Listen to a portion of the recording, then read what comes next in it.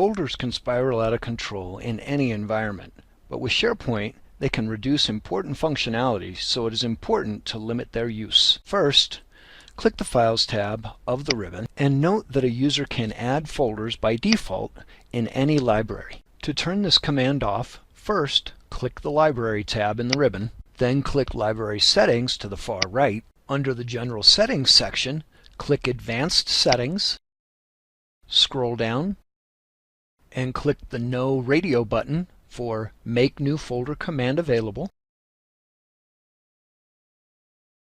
Then scroll down and click OK. Return to the library by clicking the Documents breadcrumb at the top. Click the File tab again in the ribbon, and note that the New Folder command is no longer available. If a folder needs to be added, you follow the steps, mark Yes, and you can add the folders that you need to add.